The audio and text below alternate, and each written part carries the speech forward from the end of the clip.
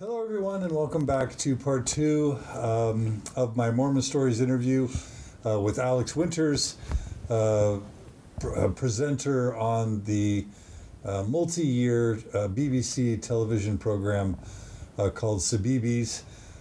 He's sort of a national celebrity. He was raised Mormon, and this is all part of our series on sort of Mormons in the United Kingdom.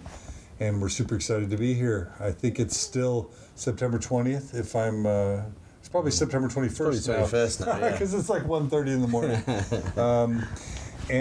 This is part two because in the first episode, we talked about Alex growing up in Wales. We talked about his experiences in the church, including as a track and field star in his stake.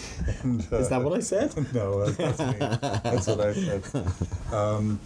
He's growing up in the church there, how much he valued it, him sort of taking a little bit of a detour in his life, but then serving a mission when he was 25. Yeah, 25. And falling in love with Joe. Yeah. And getting married to Joe, having 2 kids, but eventually 3. Yep. And then we talked a lot about him getting his job with CBeebies and what that was like for him, and eventually what it's like to become a celebrity of sorts in the United Kingdom. And we talked about some of the doubts and questions he had on his mission, about the Masons and the Mormon temple ceremony, about the church's policies around gays and lesbians, and other sorts of issues that sort of he put on his shelf and kind of let tick by. So that's kind of bringing you all up to speed. Go back and listen to part 1 if you haven't listened yet. But we're ready to start part 2. And this is going to be kind of where things start falling apart. And you already told us that you had served in a bishopric. I think you also mentioned you had served in a high council. Yeah. So you were sort of living the dream in the church, a national celebrity, 2 kids at the time, a marriage where you were happy. The church had really brought you out of the gutter, so to speak, and really kind of made you who you were and a very successful person. So what in the world can go wrong? Exactly. What in the world can go wrong, John? How long have you got? A couple hours. We can go till 3 or 4 in the morning. So the story then. So we've been in London. We've lived in London for a year, and the BBC relocated to Manchester, and they basically said, "Are you coming?" So we moved up north, back to where it sort of all started, where I met Joe, where I met Joanne, my wife. So we went back to Manchester. Were you in the same ward as that family that had taken you in? No. Different ward. Okay. Yeah, different ward. But it was great to be back and to see old friends. And some really good friends that I'd made, earlier in life. See them again, and see they're still in church, and everyone's, doing well. And it was business as usual for the first while. As soon as I got there, let me get this right. I think it was bishopric first, and then onto the High Council, and then back onto the bishopric, and then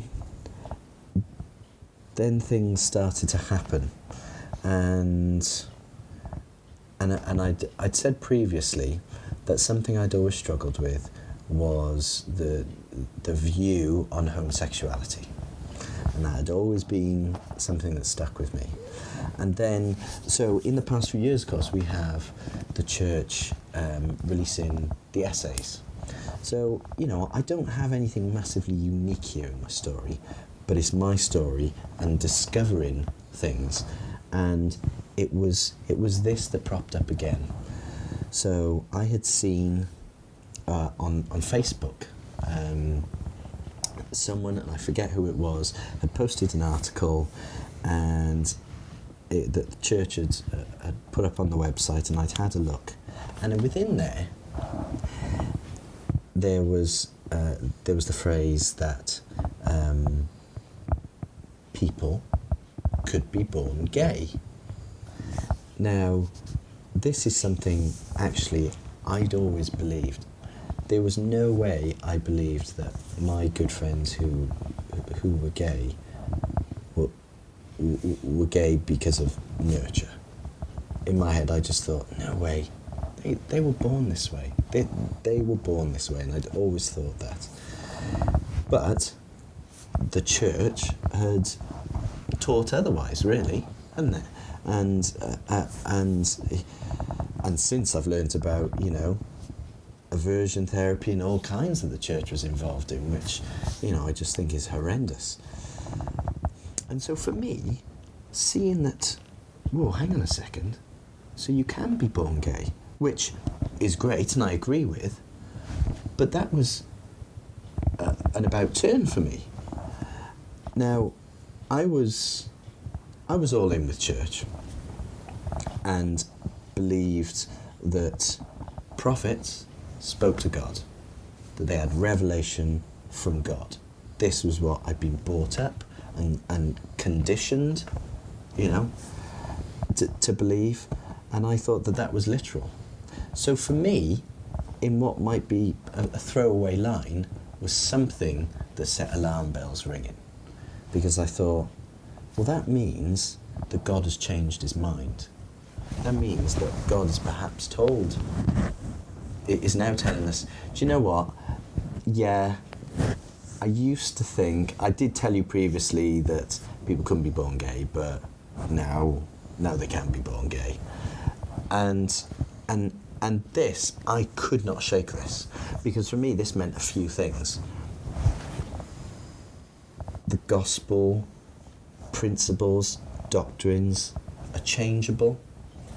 Now, I know I could be challenged by that by members, and they could twist and challenge it in all kinds of ways, but I still stand by that. For me, that means things are changeable, and I didn't understand that, because for me God was all-knowing, and all right, he might sort of give us here a bit, there a little, but to have what I thought was a complete change of heart, a complete change of mind, a complete change of what?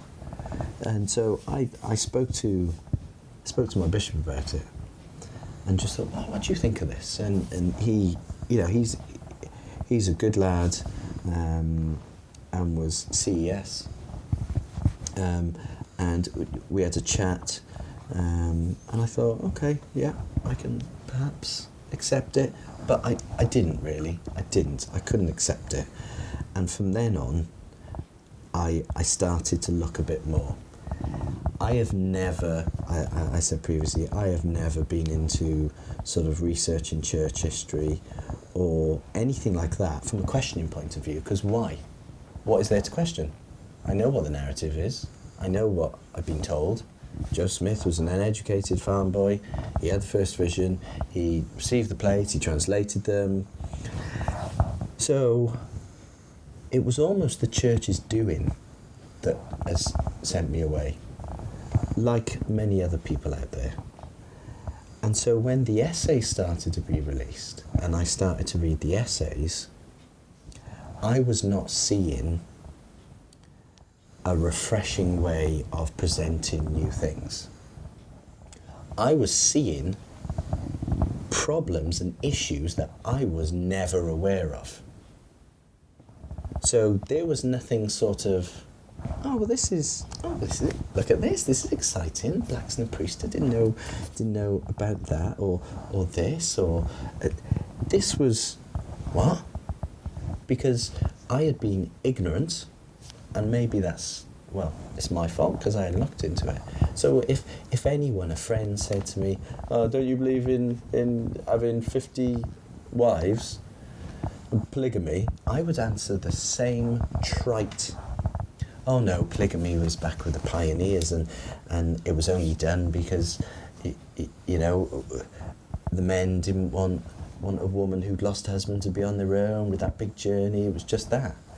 Never really clicking that even in my adult years that, there is eternal polygamy. My mum and dad have spoken about it, but that's for the afterlife, And my mum had always said, you know what, if I have to share your father with and she would name a good friend of hers in the eternity so that she can have everything, celestial glory, then so be it. And that's because my mum is honest and pure in heart and would do anything. But I'd never thought, oh yeah, there is that. That's perhaps what we believe. So I start to question things, and I think from these essays I'm starting to think, is this me? Am I being daft? Have I missed this because I just wasn't listening in seminary and in Sunday school? So these questions are in my mind, and I for some reason I just didn't go to people. I kept it to myself, including my wife. I didn't speak to her about it, and perhaps I should have. And I read, and I started to get concerns. And it's at this time that, I also have church PR approach me about the Mormon, I'm a Mormon campaign. And I was in two minds. How'd they tell you that? Someone appeared at my ward and spoke to me, and then gave me a card, and then emailed me about it. Brandon Flowers did a video, and they were wanting me to do the same thing, and then have my pictures around the place. I mean, it was massive in London. The campaign was absolutely huge, and I think because I was still in a sort of fledgling media career, I just thought maybe it's not the right decision to do that now. But looking back, I think, well, if I was full in the church, why wasn't I loud and proud? Why wasn't I a Donny Osmond? Yeah. Why wasn't I the David Beckham that my mission president said to me, do you know what? The church needs a British celebrity who's Mormon to, help spread the word. And at the same time, I was having these doubts, and I thought, okay, part of the reason is because of perhaps my career, but also part of the reason was I'm not sure. And I felt like a child, I'll be honest. I felt like I was back in primary, and I'm really not sure where to go with this. So then I start reading the wonderful internet, and I can honestly say, like I think many listeners to this podcast, and many people I've spoken to who have grown up in the church, or at least been in the church for a long time, I did not know any of these things that I now know. And so reading about the different versions of Joseph Smith visions, that disturbed me no end. How was what you read different from the way you had reconciled it before? With your narrative about he was young and it was too big of a story, so he just wrote parts of it. Because that's just not there, is it? And I still say this to family and friends that I'm still telling about my experience. I was very careful to not read anti-Mormon literature, and that, even just that as a concept, actually that was introduced to me at a very young age. I say a very young age. At a young age, it was one of my first girlfriends, and she was part of I believe it was a born-again religion, and she knew that I was Mormon, and she'd posted anti-Mormon literature through my letterbox because she wanted me to know about it, and I didn't get my hands on it. My mum got her hands on it. My sister went, "You don't need to read that. So I don't even know what it said. But I always had, from that moment, that feeling of stay away from anti-Mormon literature. If you have any questions, ask your leaders, refer to your manuals. That kind of dangerous behaviour, I think. I think it's dangerous behaviour. So I'd always been wary, and so in having these questions, I was very careful at where I looked on the internet. because as much as it's a wonderful source of information, there is a lot of rubbish out there, isn't there? You know, as well, and there is anti-Mormon stuff out there. You know, you can read articles on why we believe the moon is cheese and how we sacrifice virgins on altars, and you're just like, what? I mean, that's just daft. So I wanted to read source material, and for me, Joseph Smith's diaries, his mum's, the history of the church, just reading those were in itself enough for me just to get out of there. But this process started, and I'm starting to panic thinking, hang on, the 4 visions, or the different versions of the visions, that's not what was explained to me. It was never explained to me that actually the first vision was written years later, that not everyone, he didn't go around and just tell everyone, that actually he wrote that he just had a heavenly being and that there was no mention of God or Christ. And then, actually his change in view of Trinitarian, the Trinity, and then got all this thing. It caused this panic. Like, now I can't speak in sentences almost. And this was what was happening in my mind. What is this? And there is that panic. And that, I assumed, was the dark side. And that panic, that feeling I had, must be wrong. That sickness was obviously of the devil, because that's what I've been taught. The church teaches you to think for yourselves, to make your own choices. But I find that actually that whole Catholic guilt, it weighed heavy on me. And I just thought, am I doing wrong here? Am I doing wrong? Am I reading this wrong?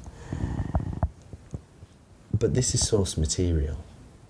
This was not anti. And this is when my panic really set in, and I went through those essays as they were released. And talk to listeners through, let's just say, your top 5 issues. Give them 30 seconds on each issue. Well, do you know what? I was always careful that in any decision, in whatever I was going to do, it all had to be based on Joseph Smith, because I've got a lot of issues throughout the church. But as prophets of the church have said and have told me and have told members, it all starts and ends with Joseph Smith.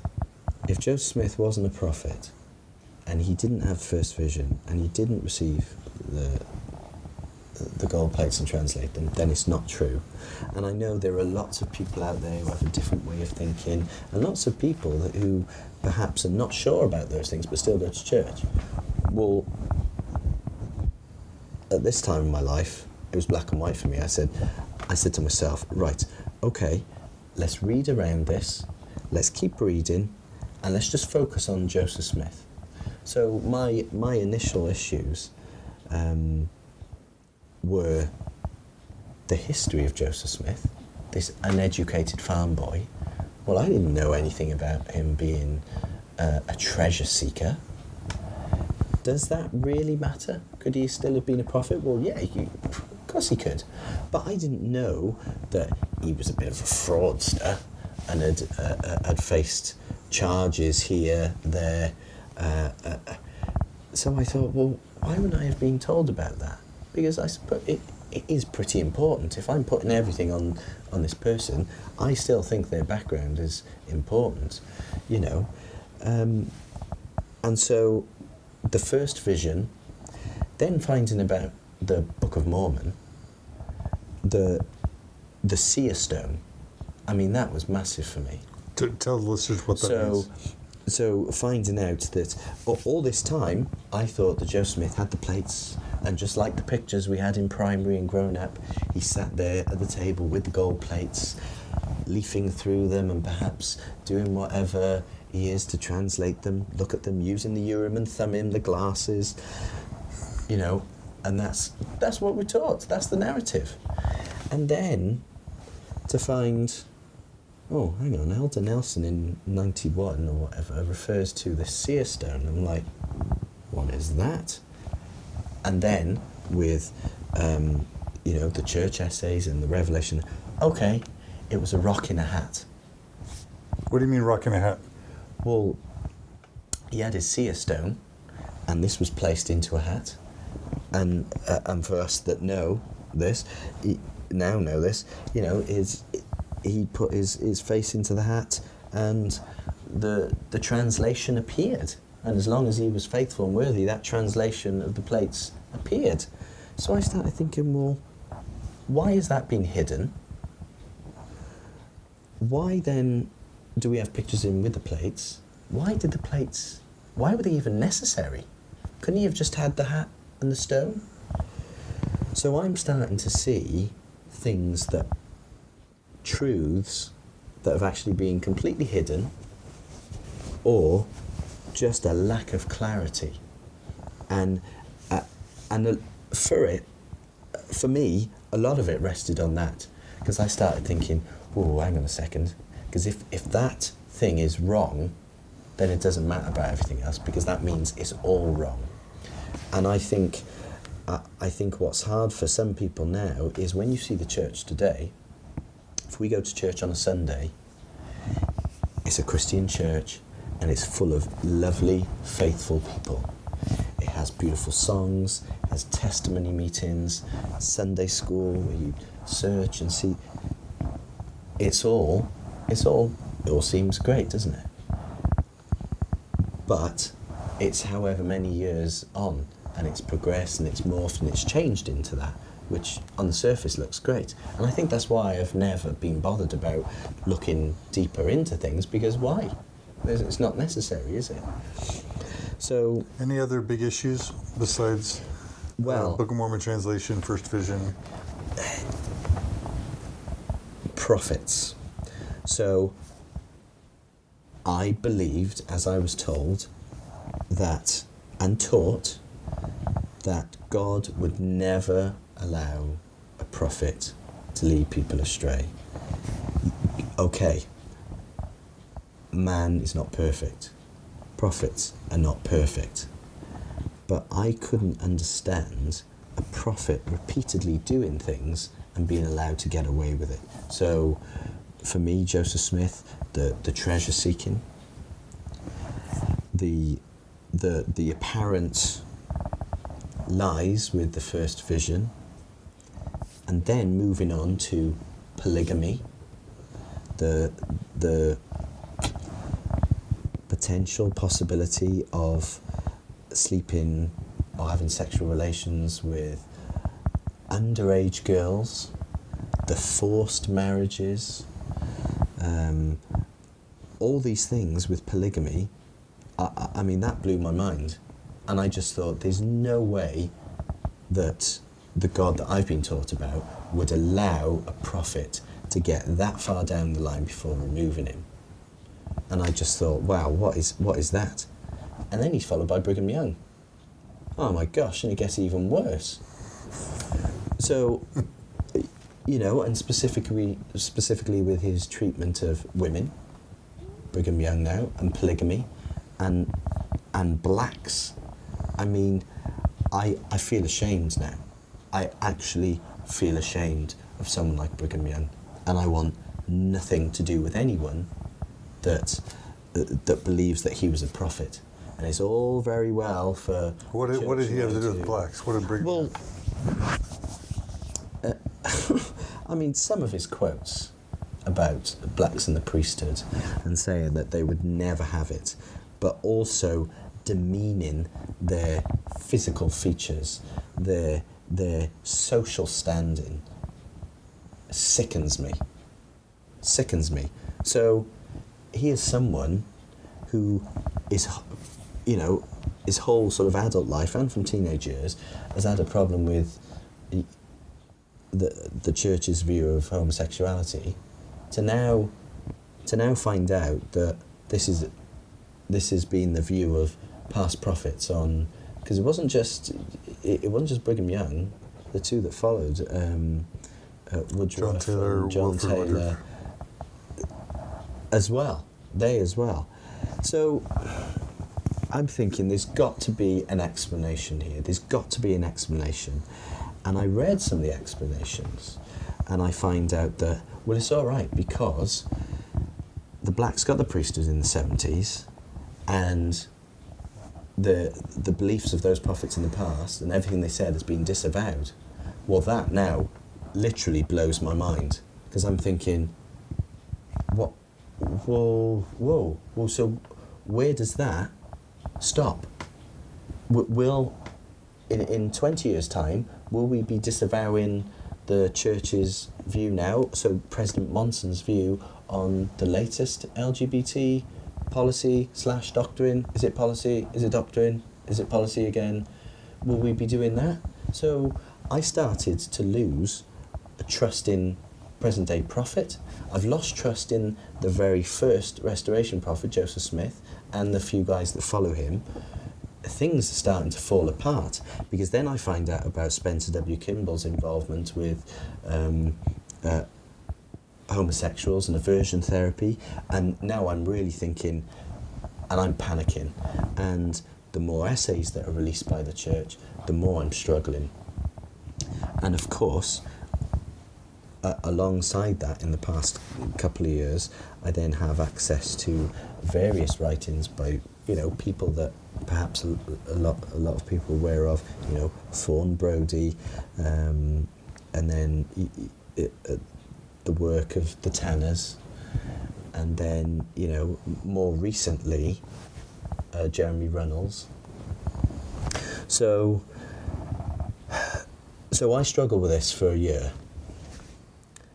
And then I'm thinking, I need to do something here, because I'm sitting on a Sunday in church, I'm on a bishopric, I don't want to be on this, I've got serious questions, I can't bring myself to bear my testimony about Joseph Smith, because I'm really not sure that he's what I've been told he is. And so what do? So I prayed, and I got released from the bishopric and agreed to teach Sunday school. And I said to myself, right, I'm going to teach this course, and it was the Book of Mormon course, and I am going to throw myself into this, and I will give it all I've got. It just got worse and worse, because I was still, and I was studying my scriptures. I mean, I had to teach that, to teach those lessons, and people enjoyed the lessons, and I enjoyed teaching them. But I was still reading as well. There was no way I was just going to stop reading source material and what's going on. But then, of course, there's the extended material that comes with that. So as I'm teaching the Book of Mormon, let's find out more about it. So I was blissfully unaware my whole life of the anachronisms, the animals, the plants, again, things that perhaps a lot of us are aware of now, those anachronisms. Blissfully unaware. And then I think, all right, well, let's have a look. What was Joseph Smith's background? Could he really have... Well, no, of course he didn't, because he was uneducated. But as I'm reading, I'm finding out about him as a boy, telling stories about the origins of the Indians around the fireside every night, that he actually had a good memory for stories, that actually...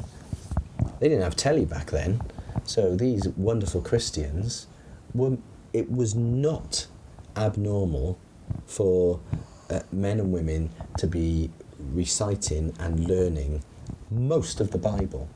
And I can, and some people have said to me since, well, it's just ridiculous. Well, it's not, because my companion, my trainer who I spoke about, who had a hard time, who's since left the church, he, instead of writing a journal every day, he learnt a verse or two or three of scripture, and every day of his mission, and he's got this wonderful memory, and you could test him on it. He pretty much had the whole Book of Mormon down, like that, and that was as well as the New Testament. So I'm thinking, well, this is possible. And then I hear of the similarities. So things like Lehi's dream. Oh, Joseph's father had a very similar dream. And then there's everything else around that. But I thought, okay, let's just leave that a second then. Let's carry on teaching this lesson. And as the year went on, I'm starting to find out about companions from my mission, close companions, people I served with, my trainer, other people who I won't name, who are leaving the church. But these are bright people. These are people who I was in leadership with, that I trust. And I'm thinking, what is going on here? So I'm trying to keep contact with them. I'm trying to ask them questions, but I didn't want to, and I don't know why, but I didn't want anyone to know that I was doubting and having problems. And I think it's because I was scared, and because I've always thought that with church, you're either in or you're out. And I thought, I'm in, I'm still there. And as the summer came to an end, my really good friend, who I was on a mission with, the subject of these things came up in conversation. All these things that I'd found out about. And he said, Alex, do you mind talking to me about this? Because do you know about this? And you could see, I know now that he'd actually been going through the same thing as me for the same amount of time, but he didn't want to tell me that. And it was a really sort of awkward conversation. Oh, really? Oh, no. And then we started to click. Hang on. Okay, what else do you know? Yes. And we started talking. I then was leaving home for a couple of months because I was going to do pantomime. Christmas time, pantomime. And I'd had a lot of panic. I'd gotten through, I'd taught Sunday school, and I was no closer. And by the way, I was not having answers to my prayers. I was not feeling that this was the wrong way, that what you were doing, oh yeah, this was, I did not have confirmation that, no, the church is true, just stick with it. And so the shelf was breaking because it wasn't being strengthened by prayer. So I had 2 months away from my family, pretty much, in Sheffield, and this was when I was introduced to further things like Grant Palmer, yourself, and I listened to so many podcasts. I read the CS letter inside out. I started looking on, reading from Reddit, and all these things, Mormon Think, all these things, and finding out more and more and more and more. And over Christmas, I just had absolute heartbreak, sadness. The panic now was actually a panic about, I've got to tell my wife, and what is going to happen. What is going to happen to my life? What is going to happen to my children? What is going to happen to my family? Am I out of here? Because I could essentially be sending myself off on my own in life. And I should never have doubted my wife. So I get through Christmas, and This is Christmas of 2015, right? yes. So yeah. just last December. Yeah, that's right. I get home, I'm home in 24, 48 hours. So remember I told you about my second mum and dad in Manchester who saved me. I'm not the only person that they've saved. And they are a couple who would just, over the years, have had all kinds of people in their homes. But this person in particular had been like a son to them and lived with them for years. He sends me an email out of the blue, and he's been bishop in a neighbouring ward in my stake. And we've been really good friends, and we played in a band together, and But we'd lost contact for, I'd not heard from him for a few months. I'd been busy, going our separate ways. He sends me an email. Sorry to do this on email, but you know how much I love you. You're a good friend of mine. I want you to know I was released as bishop before Christmas. I've left the church. This and that. This was my hallelujah moment. Not that I sort of rejoice in it, but I just thought, this is it, Winters. This is it. Because this is a man I love and still do. I love, respect, and I thought, oh my gosh, if he's gone, maybe it is right. Because I think I was just holding. Just someone just tell me, no, you got it wrong. Oh, and I'll take a big sigh of relief and I'll just get on with life as normal. And my wife, if you speak to her, she would tell you that she kept over these, especially over Christmas, are you all right? Yeah. Are you all right? Are you all right? No, this is what she's saying to me. And I'm, yeah, because obviously I'm not able to hide it from her. And she can see that there's a worry in my eyes. And when they were, because I'd see them every few days or maybe just once a week. You okay, love? You seem a bit off. And I've got all this inside. And so at the end of January, I say pluck up the courage. It was like a vomit. I was just in sort of physical and mental turmoil. And I kept putting it off. And I just sat her down one night and I just went, okay, Joe. And she's like, what's wrong? I said, I don't think the church is true. I don't think Jeff Smith is a prophet. And then just burst into tears. And I honestly thought this could be the end of my life as I know it. Genuinely. And I don't mean that to undermine my wife or to doubt her, but my head was such a mess because this was such a massive thing. I just didn't know. And she put her arm around me and she went, love, I love you. You're my best friend. And we'd been through some tough times. And she just said, let's talk about this. Tell me. And it was a very Christ-like reaction to have, and was the reaction I knew deep down she would give me. And so I told her everything. I just blurted it all out. She's an academic. Her degree is in religion. Her master's is in Indology and Indian religions. And yet she'd taught institute, had been teaching institute, and yet she did not know these things either. And so it was a lot for her to take in. And 24 hours later, I was gone for a couple of nights. I got back.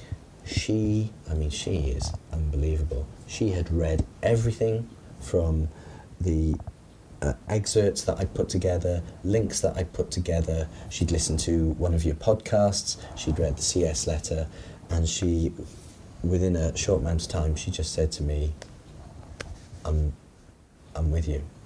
I'm out. And the process has been a few months, but for me that was such a relief. But there was still the fear of what will our family say, because we've both been raised in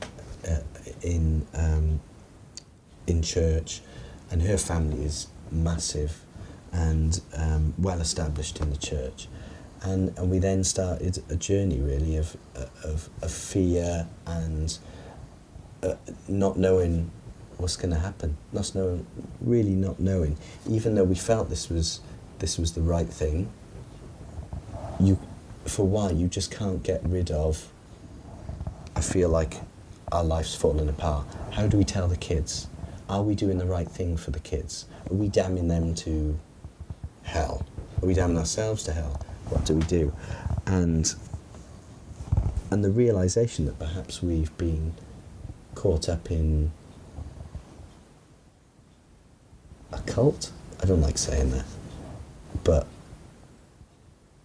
I think that's the reality. And it was hard because we'd not sinned, I'd not wanted to leave church. It's not something I was looking for. but I felt like no longer could I stand up for some of the attitudes and beliefs and principles that I'd found out about. And I felt deceived, angry, bitter, and together we continued and we read even more. Fawn Brodie, Todd Compton, found out more about these particular issues, and it just completely fell apart. And even though now I feel like I have some closure, I still can't forget that months and months of feeling like, what's happened? Why has my world fallen apart? But also, why have I been lied to? And there were days where I just thought, I just want to tear down this church. My parents have been deceived, my family have been deceived, and I want to drag everyone with me. And that's how I felt. And I think even doing this is just part of my journey, is feeling cathartic about it and trying to come to terms with who I am. Because I genuinely feel now, who am I? What do I believe? And I'm still looking for answers. So if you can give me any, that would be great. And I think I just want people to know that it's okay to question. It is okay to have those questions, but I understand why some people don't. You know, sadly, one of my friends has gone through something very similar, and his wife hasn't reacted the same way, and it looks like his family will split. You know, but what I find frustrating has been the aftermath. I've not had anyone visit from the ward. I've just not had contact. And I feel... What's that like to give all those years for the church, all that service, to reach the point where the church is asking you to be its front man, sort of, for a global media campaign, and then when you start having a struggle, everybody disappears? I don't get it. I don't get it. I don't understand. I gave everything I could. My time, my tithing, my physical body, you know, in helping and being at meetings, being at activities, doing service projects. Well, I've been in a position on a bishopric where people have needed help or have had questions, and I've been there for the bishop, or I've tried to help people. I've been out there. And yet, in a time where perhaps I needed help, no one's come. And I don't understand that. And yet all I've heard is daft rumours that I don't even want to get involved in. You know, we heard from someone in another part of the country say that, oh, we've heard that Alex has left Joanne. What? That's ridiculous. Oh, we've heard they're very antagonistic. What? Well, I wouldn't mind, but no one's spoken to us to find out if we are antagonistic or not. And as for the leaving Joe, and I'm finding that people just would rather think something else than the truth. Because it's not like we were just sort of a quiet couple who would just sit in the back, and we served in all kinds of callings. We were a prominent family, I suppose, you know, without sounding arrogant. And yet to disappear and not have anyone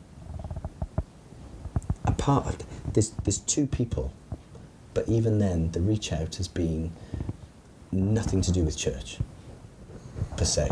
You know, no one wants to talk. What do I do with that? What do I do with that? Is that what happened with you? Is that what you would expect?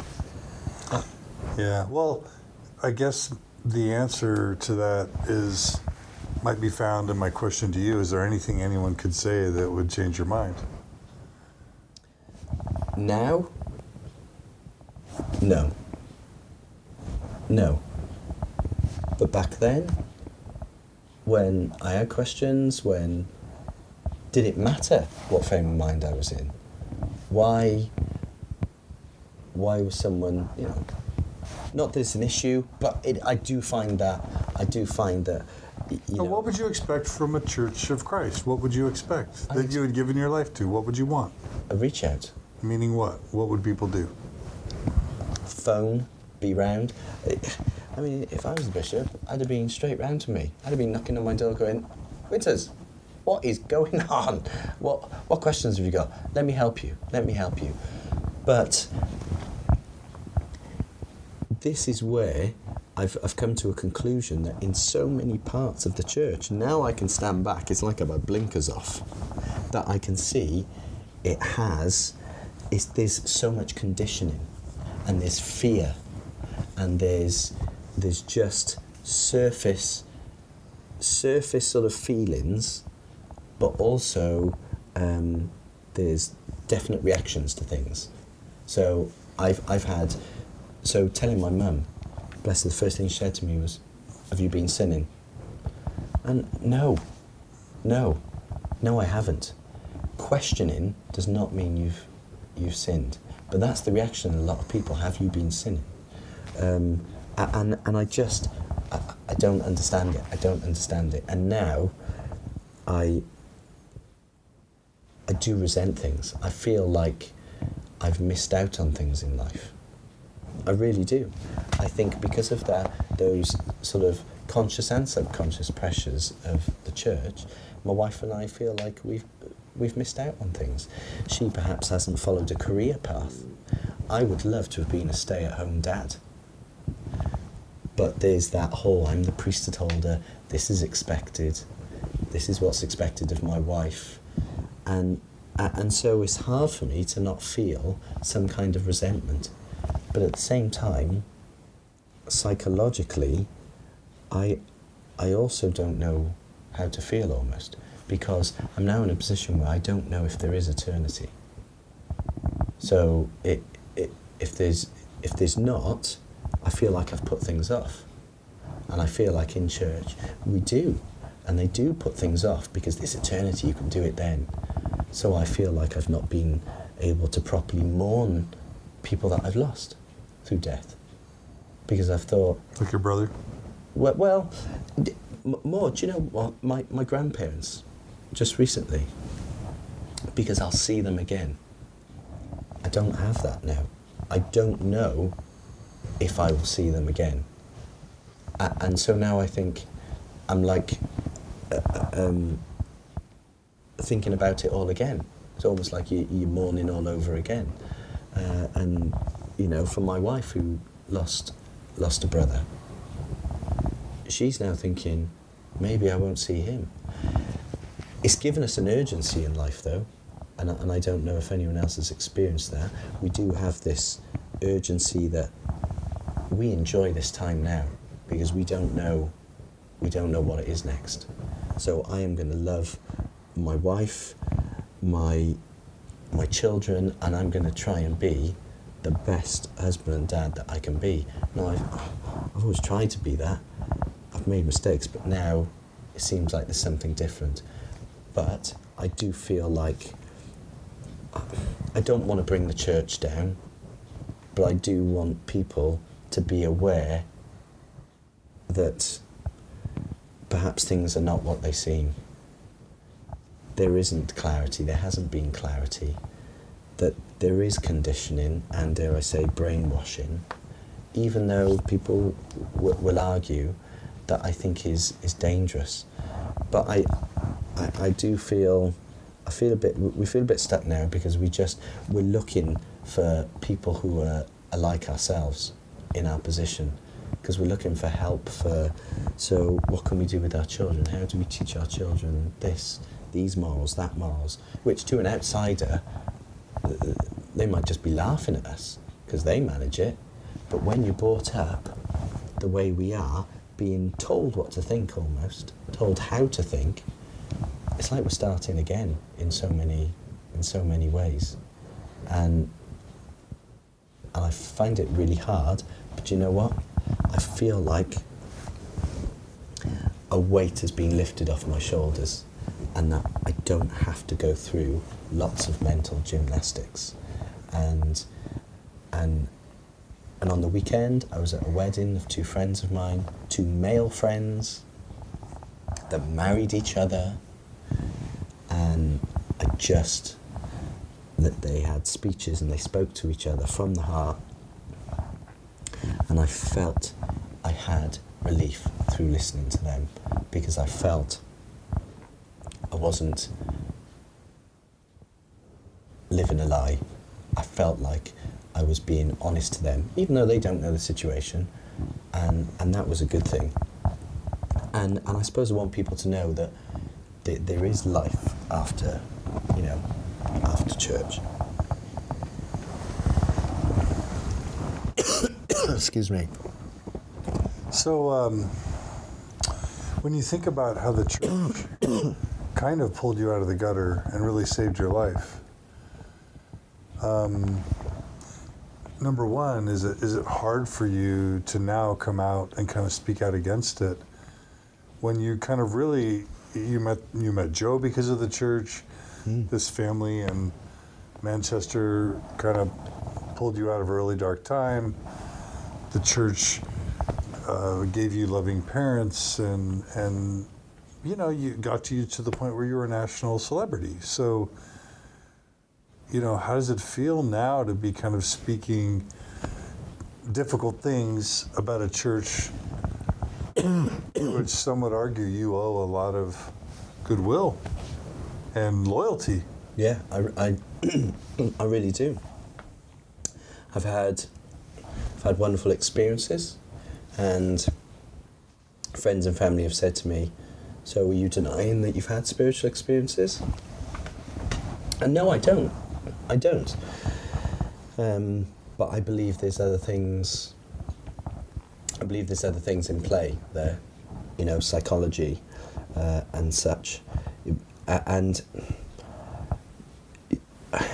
it is really difficult. It is really difficult because I gave nearly 40 years of my life to it.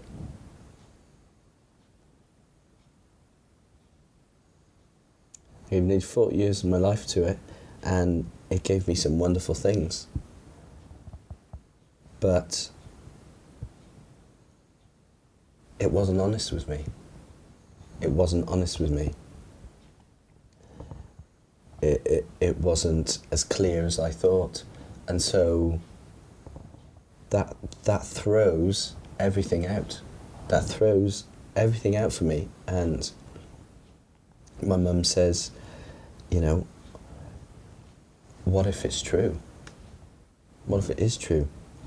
And I'm at a place now where if it was true, I feel like I'd be able to stand in front of my Heavenly Father and just say, in front of God and say, how could you do this?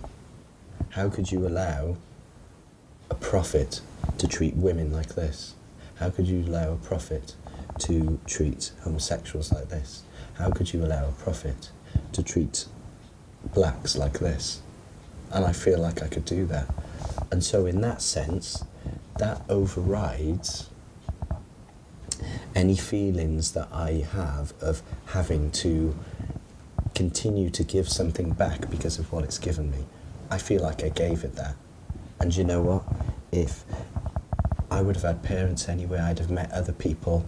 Now I'm not undermining what I have or not appreciating it. But for me, I can't think like that. I can't think like that. Otherwise I'll never move on. I'll never move on. And I know it's difficult, and some people will struggle for years and years and will perhaps still go to church, just, hedge their bets. But for me, I can't.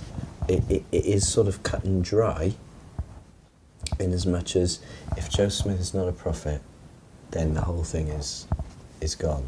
And I don't want that.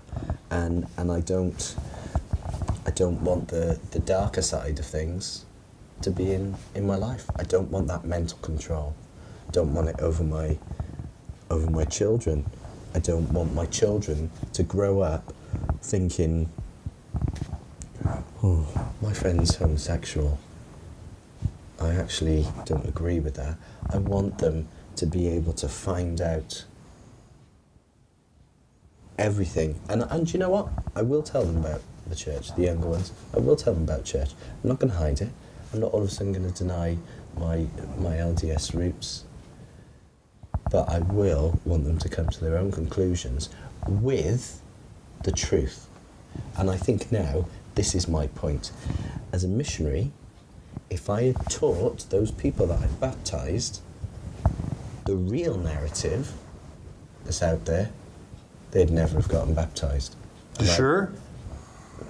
I mean, No. resurrection's a virgin birth is a pretty crazy story. Resurrection's a pretty crazy story.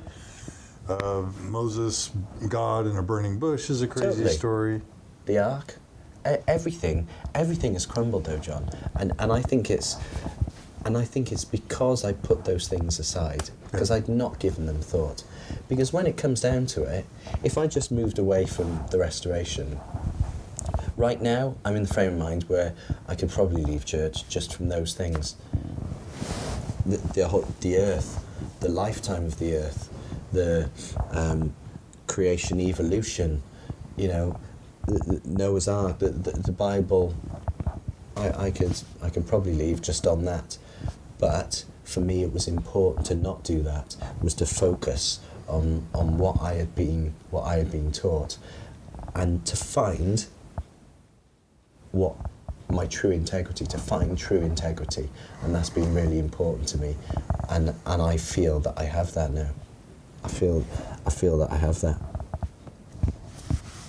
Why not stay silent? Like, fine, you don't believe anymore, fine, stop going. But why talk about it? Why ruin it for other people? Why not? It'd be good for you.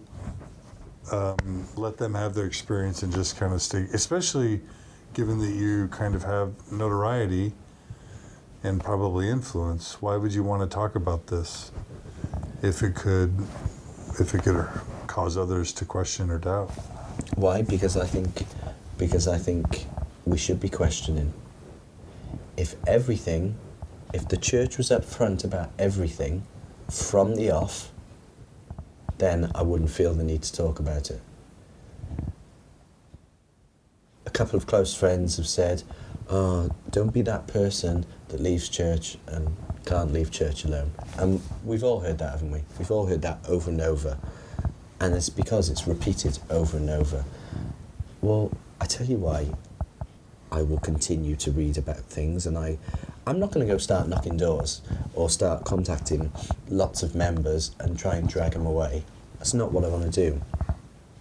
But for my own family, I want them to know these issues, because a lot of members do not know these issues. They do not know them. And I know my mum, my dad, do not know a lot of these issues still. Those issues of my sisters, they do not know those issues. And I want them to know. Because that's the truth, isn't it? That's the truth. And I'm not sharing anything anti. Just read Joseph Smith's diaries. Just read Emma's diaries. Read the history of the church. Read conference talks from back then. Read these things. There's nothing anti about that. The prophets have told us to study. So let's study it out. And told that it's not worth it. You know, if it doesn't stand the test of a trial, then don't bother. And so I'm not going to go railing on the church. But what I am going to do is make sure that my close family know why I have left. It's not because I want to just go and have a beer somewhere or go and do a sin. Oh, he just wants to go and do a sin. Yeah. No, it's not because of that. It's because I have real issues with clarity in the church, with the changing of minds all the time, with I just don't get it, and I know what I'm doing, and this could cause a fuss with people, and I know the position I'm in as well. But I also find it cathartic, because for quite a while, myself and my wife, but myself especially, I just wanted to beat myself up all the time. I was just beating myself up. How could I be so stupid? How could I do this? How could I have been part of that? How could I believe this? How could I have stood for that?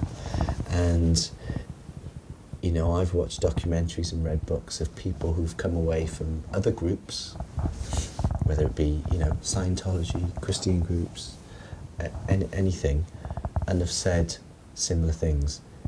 It's okay, because we did that too. We believed this, we believed that. And I think I was afraid of that. I think I was afraid of telling people, because I just felt stupid. I felt stupid. And I think it's important that anyone who's questioning, that has these, just gets support, doesn't get shut down, doesn't get turned away, doesn't get ignored, that they know it's okay. It's okay to have questions, and you don't need to feel embarrassed. Because I can't change it. It's not my fault I was born into this family. I love and appreciate my parents for everything they have done, and they've brought me up with good morals, good values. But I want people to know that it is all right to question. It is all right to have a look, and you don't have to feel stupid. I still do sometimes when I'm telling someone new about the situation, but people shouldn't, because it's what I was conditioned and brought up to believe, and it's just where I am now. So now it's just moving forward, and what do I believe? How am I even? Do I want to find out what I believe? Do I study spirituality? Because I am interested in spirituality now, because I would like to find out what made me have those spiritual experiences. But very simple things like, what makes the Jewish person believe that Judaism is the right way? What is it that makes people believe that, you know, Islam is the right way, or this Christian religion? So that interests me, and I think I might, you know, study that more.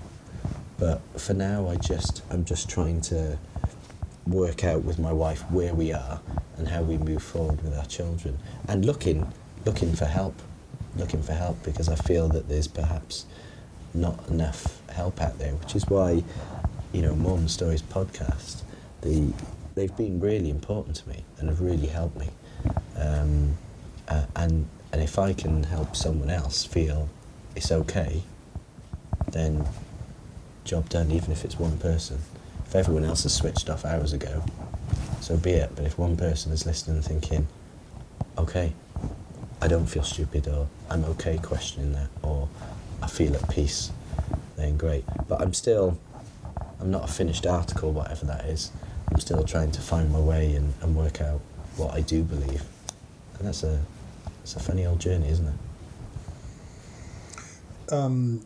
Lately in the church, and there's been a strain of this for a long time, there's sort of this movement to say, well, maybe the Book of Mormon isn't historical, you know, maybe the church isn't the one true church, but it's still a great place to raise your family.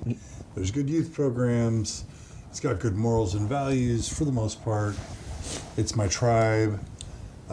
So, yeah, it may not be true, may not be the true church, but it's a great place to seek after God or seek after spirituality, and it's your tribe after all. Why not take that path? I understand the notion of wanting to belong to something and feeling.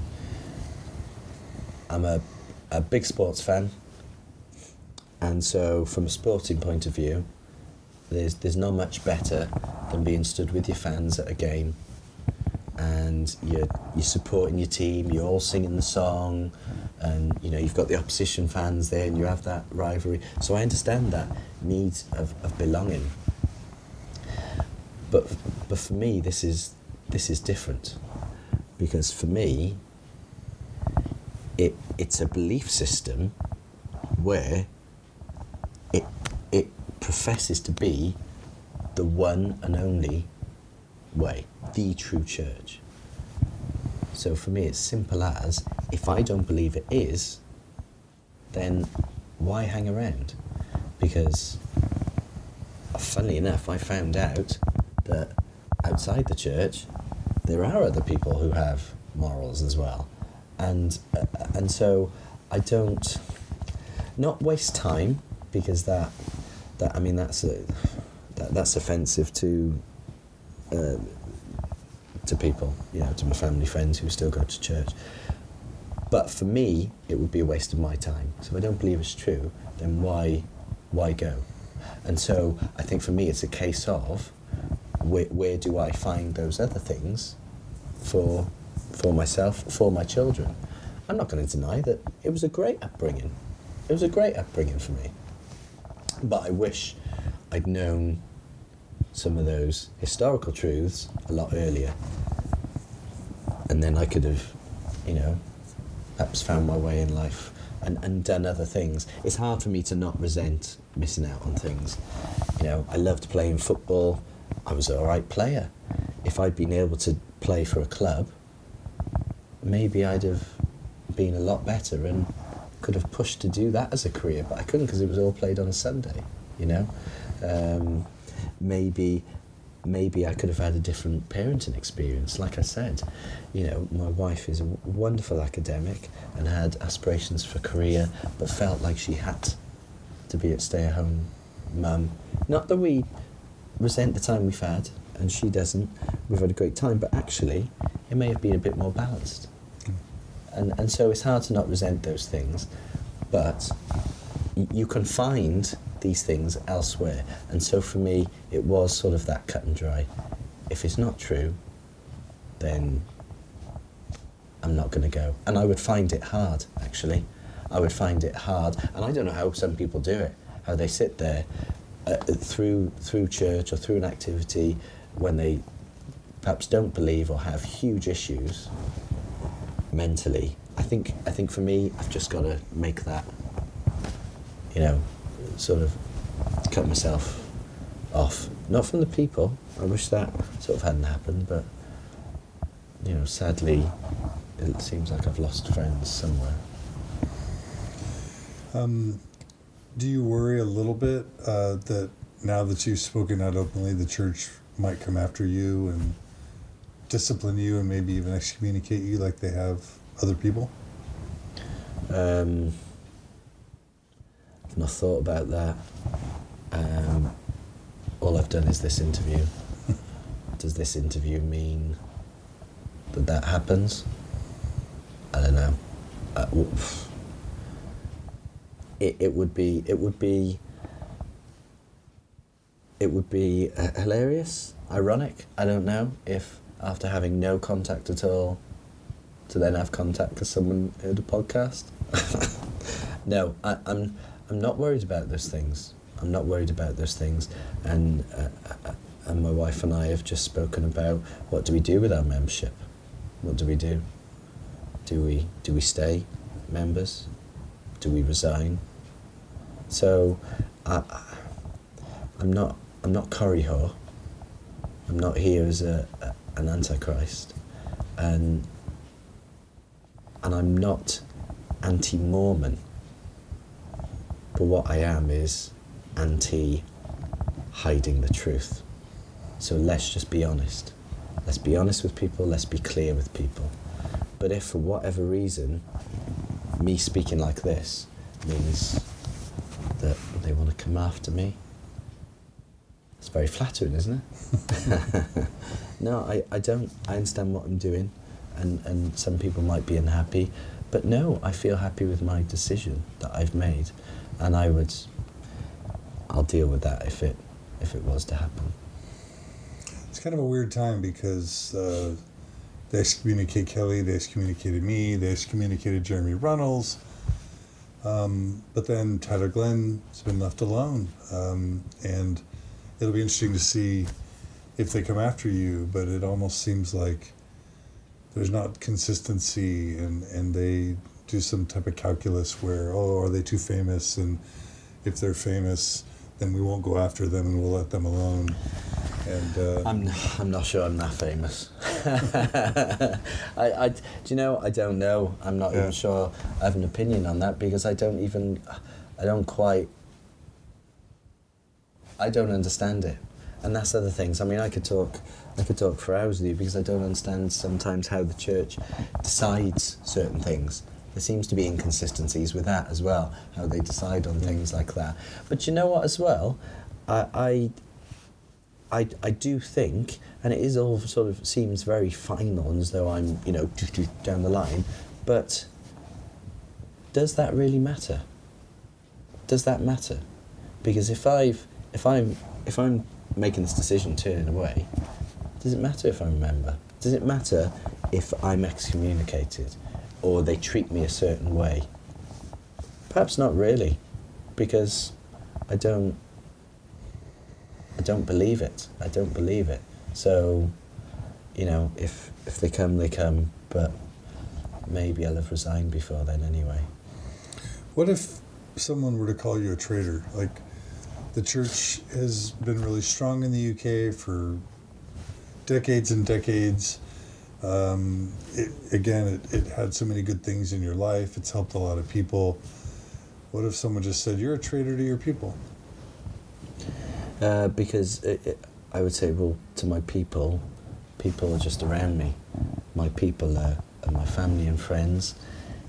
If someone genuinely thought I was a traitor, then I would have serious issues with that, because I would have to hold up a mirror to the church and to its leadership over the years and to some of its decisions, lack of decisions, definite decisions, and say, I'm not sure I'm the traitor. I think I'm the one that's being deceived. I do feel let down. I do feel that I've been let down, the church. And you can see now the church are releasing essays. Or is this coincidence? Is this coincidence that the church are releasing all these essays anonymously? That they're trying to talk about certain issues because lots of people are leaving church? That they're starting to realise that perhaps there has been a lack of clarity. And so I'm not a traitor. I'm not a traitor to anything. They could say I'm a traitor to covenants, things like that, but I've given it all, and I don't feel that I was dealt with honestly, and that my testimony or my experiences were based on truths. So if someone was to call me a traitor, I'd find that very sad and very unchristian.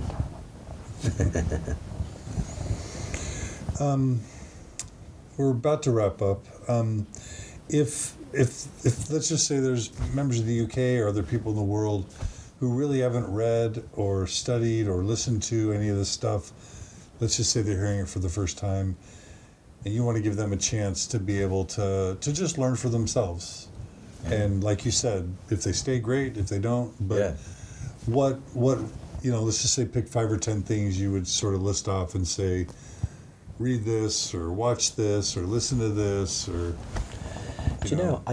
I think my whole thing with my immediate family anyway has been, I think I've said this or alluded to it, they just need to have the facts, or as many facts as possible, source material, because that's not the narrative we were told. It's not. Joseph Smith was not an uneducated farm boy. He wasn't. And so I would say to people, the irony is you can stick with church source material. Read, and I've asked my mum to read the church essays. So, Mum, just read the church essays. So these are LDS Gospel Topic essays. You can just Google LDS Gospel Topics. They're there. Book of Abraham. Polygamy. There's 3 or 4 essays on polygamy. Mountain Nose Massacre. Yeah. All that stuff. But it starts to blow your mind. Race and the Priesthood. Yeah. The Book of Abraham was another one. I didn't know anything about that. I certainly didn't know it had been it's sort of denounced as gobbledygook by scholars now that we're able to.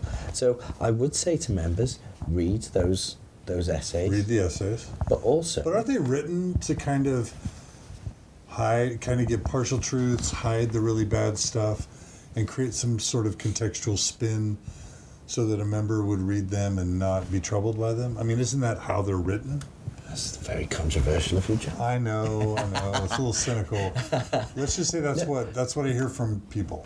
No, come on, let's be honest. They are written by someone, anonymous, in the church as a riposte to these issues.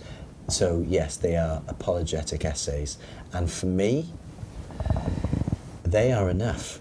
They offer me more questions than any resolutions. You know, just reading them, I just think, oh man, there's some serious issues here. So read them, read the diaries, Joseph Smith, the Joseph Smith Papers, Emma Smith's diary, read the history of the church, now it's out there. There's a whole lot you can read, and none of that is anti-Mormon. You know, if I'm accused of, you know, being an anti-Mormon, well, if Joseph Smith diaries are anti-Mormon, then we got a real problem, haven't we? Mm-hmm. So I would say to people, read those, because you need to be informed. You know, I can't believe that we would ever make a decision if I just said to you, I'm going to sell you this car, and you know nothing about it. Would you buy it? Well, you're not just going to, yeah, okay, here's £200. But you're going to find out about it, aren't you? Well, I feel that I wasn't allowed to open the bonnet of the car. I feel like I wasn't allowed to look inside, that I was kept at a distance. And that's just what I want for members. I don't want to bring down the church, but I do want to make sure that members and prospective members know a bit more than what missionaries and we generally teach them. All right. So the way that we always end Mormon Stories is to have our guests talk about what they do believe now. And that can be spiritual or religious beliefs, but it can also just be morals or values or lessons in life. So this has been this is a tough interview. You're clearly love the church. You're clearly tormented about it. You feel disappointed. And a lot of people are going to, take this probably pretty hard, especially given your profile. So let's end on a positive, upbeat note if we can. And are you feeling dejected and sad that life is just kind of not worth living? Have you found some hope? What sort of what's life about for you now? Do you know what? I feel so happy. I feel as happy as I have ever felt in life. I feel that I'm not. I feel that I'm being true to myself, that I have integrity, that I'm not having to cope with mental gymnastics, that I'm being who I feel I want to be. As for beliefs, I don't know. I still have morals. I'm not going to all of a sudden lose morals. But for beliefs, I'll just take it one step at a time. I'm still trying to come to terms with some of the things I've perhaps lost or the beliefs that I've lost. But my wife and I feel happy. I love my children. I love my wife. And I think I'm just grateful as well for other people out there who have questions.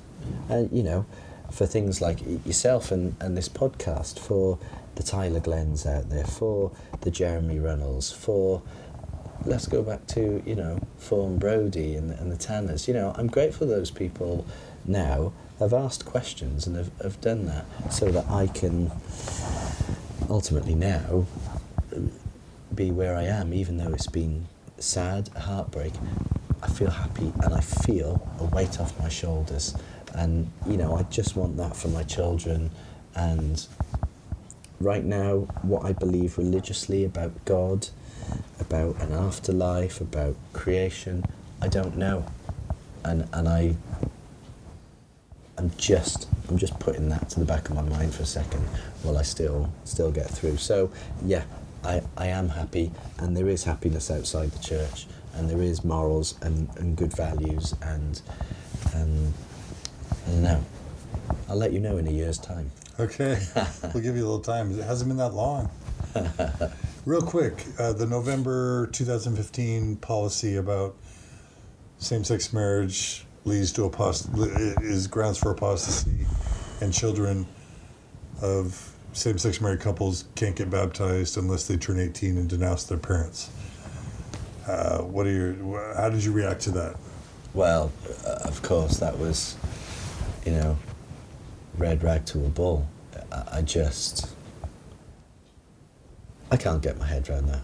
I can't see that as being Christ-like. And if I'm understanding correctly, the whole disavowing the parents, that's just abominable to me. I have friends who are married, who are gay, lesbian, who are great parents and who would make great parents. So it's just another thing that baffles me. And I feel sad, actually. I feel sad because I think it's just the way it was handled, the way it's still being handled, the unsurety, the surety, the unsurety. I just think, what's happening there? What is happening? Who's leading who? And I don't know, but I just feel very sad that something I spent so much time with and loved and still do would have feelings like that towards same-sex parents and to those children. Putting those children in that position, that is not fair, and I don't believe that's Christ-like either. Last thing, what would you say to your parents or siblings who still believe, who are watching now? Maybe they're feeling awful. Or maybe they're proud of you. I don't know. But what would you say to them if they're feeling? I'm sure they would remain heartbroken, upset, and I know they love me, and they will. I hope they will treat me no different. They haven't treated me any differently, and I'm sure that will continue. And I love and support them, but I will always want them to go and find out what I have. Not come to the same result. I'm not saying that they have to come to the same conclusion that I have, but I want them to at least know exactly what their testimony is in, and if they do that and still remain in church, that's fine. But I love them. I know they love me, and I hope that if anyone has seen this, that I is a member, an active member, that they're not offended, and that they can understand where I'm coming from. And likewise, people who don't, but are going through the same situation, know that there's people out there to love and support you, and that it's okay, and you will get through the other side, because there were moments where I just thought I wouldn't, and I didn't know what was going to happen. But you can, and it's all right. And it gets better? Yeah. All right. Yeah, it does. So really quickly, a couple other books that Alex mentioned were Fawn Brody's No Man Knows My History, probably the best biography on Joseph Smith ever written, and it's an amazingly enjoyable read. Yeah. In Sacred Loneliness by Todd Compton. Yeah. It is original source material. It's the diaries of Joseph Smith's plural wives. So it's original source material, and it's outstanding. Jeremy Runnels' CES letter, cesletter.org. All he cites is credible original sources, and it's just like in 70 pages. Spend a couple hours, you can pretty much learn everything Alex has talked about. Mormon Think is a great website. Grant Palmer is a fantastic book called An Insider's View of Mormon Origins.